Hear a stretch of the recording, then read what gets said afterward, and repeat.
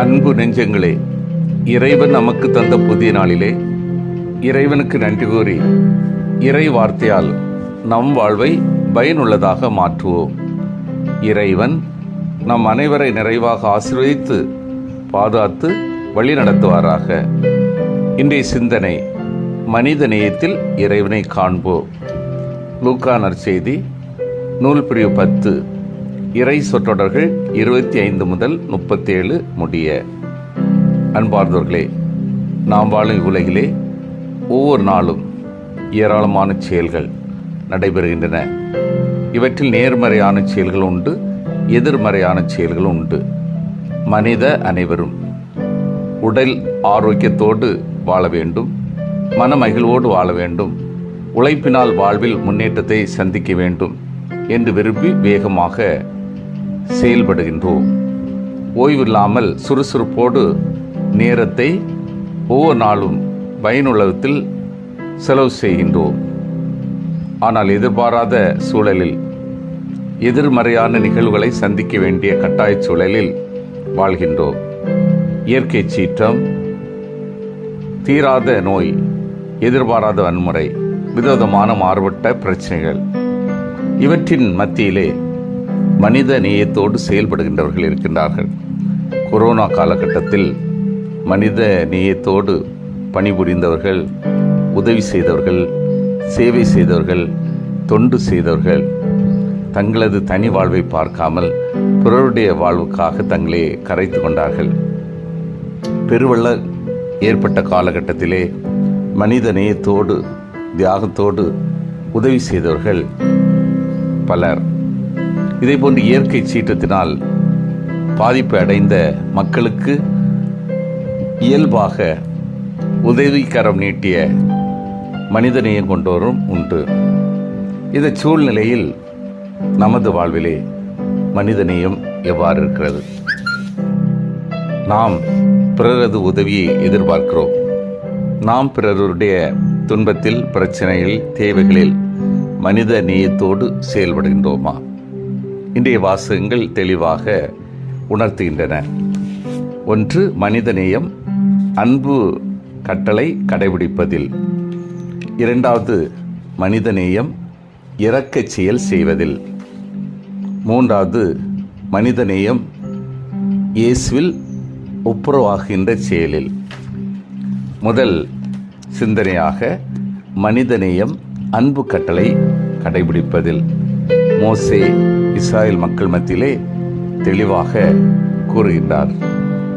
அன்பு கட்டளையை கடைபிடிக்க, கடவுளுடைய நியமங்கள் கட்டளைகளை எல்லாம் ஏற்று செயல்படுத்த, இந்த கட்டளைகள் எல்லாம் எதை வலியுறுத்துகின்றன?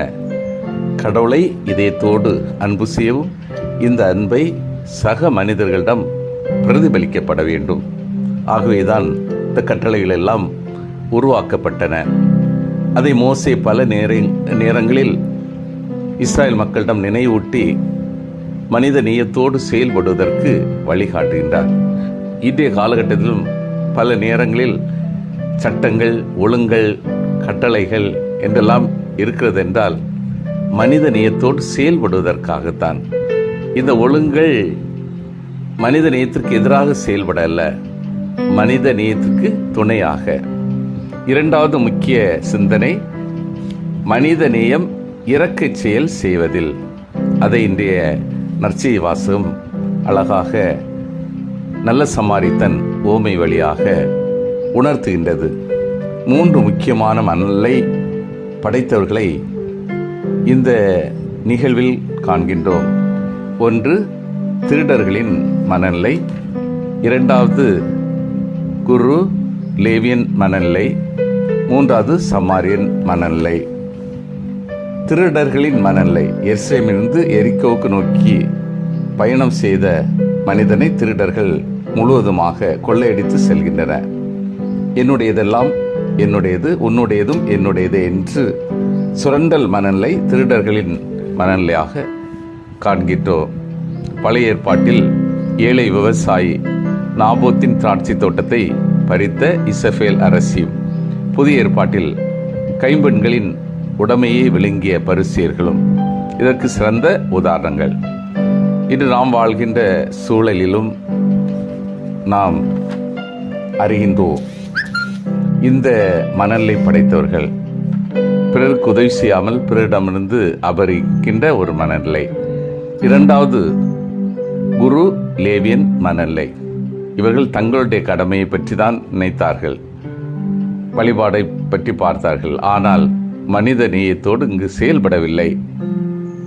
குருவையும் லேவியரையும் போல தான் உண்டு தன் வேலை உண்டு என்று தங்களை சுற்றி ஒரு வட்டமிட்டு அந்த வட்டத்துக்குள் முடங்கி போகின்ற சமூக அக்கறையற்ற சராசரி மனிதர்களை இன்றைய உலகம் பெற்றெடுத்து கொண்டிருக்கிறது. பிறரது துன்பத்தில் துன்புறும், இன்பத்தில் இன்புறவும் இயலாதவர்கள், சமுதாய ஈடேற்றத்தால் ஈடுபாடு காட்டாதவர்கள்.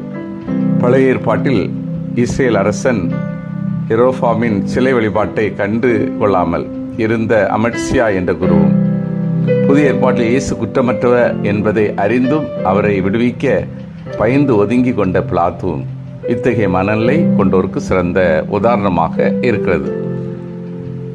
மூன்றாவது சமாரியனின் மனநிலை.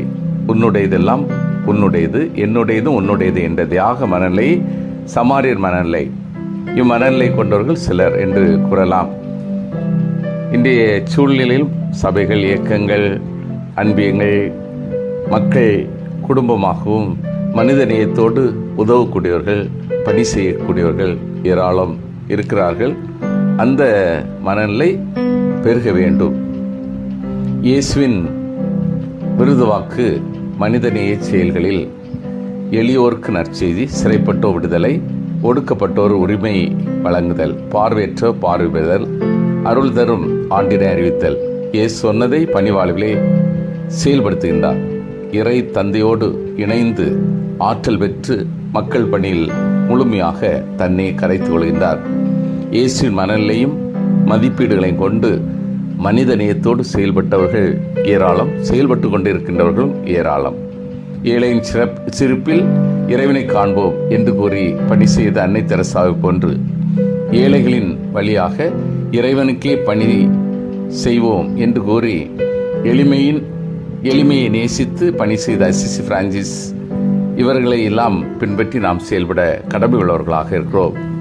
மூன்றாவது கருத்தாக மனிதநேயம் இயேசுவில் ஒப்புரவாகுகின்ற செயலில். உலக நாட்களிலே மனத்தாங்கல்கள், மனப்பகை, பிரிவினைகள் போன்றவை அதிகரித்து விடுகின்றன. இந்த நிலையில் இருந்தெல்லாம் விடுபட வேண்டும். தவறுகளை உணர்ந்து திருந்தியவர்களாக, தூய உள்ளம் படைத்தவர்களாக, இயேசுவில் இணைந்து தூய்மையான உள்ளத்தோடு மக்கள் மத்தியிலே பணி செய்கின்றவர்களாக நாம் திகழ வேண்டும். தீமையை நன்மையால் வெல்லக்கூடிய, தீமையை உணர்ந்து திருந்தக்கூடிய ஒரு நிலையெல்லாம் பெருக வேண்டும். சிந்தித்து தியானித்து செயல்படுவோம். பாதிக்கப்பட்டவரின் தேவை உணர்ந்து உடனடியாக உதவி செய்ய முன் வருகின்றேனா? இயல்பாக நான் மனிதநேய செயல்களை செய்கின்றேனா? சேவை செய்ய வாய்ப்பு கிடைக்கும் போதெல்லாம் மனோ வந்து செய்கின்றேனா அல்லது கண்டுகொள்ளாமல் உள்ளேனா? மன்றாடுவோம். வல்லமிக்க இறைவா, நாங்கள் அனைவரும் எங்கெங்கெல்லாம் பாதிக்கப்பட்டவர்கள் மிகவும் அடிப்படை தேவையை நிறைவேறாமல் கஷ்டப்படுகின்றவர்களை சந்திக்கின்றோமோ அவர்கள் மத்தியில் இயல்பாக உதவி செய்யவும், இயல்பாக மனிதநேய செயல்கள் செய்கின்ற மனநிலை வளர்த்து கொள்ளவும், எங்கெங்கெல்லாம் சேவை செய்ய வாய்ப்பு கிடைக்கிறதோ தியாக உள்ளத்தோடு தாராள மனநிலையில் செய்யக்கூடிய வழிகாட்டுதல்களை எங்கள் மத்தியிலே உருவாக்கியல்லும். ஆமீன்.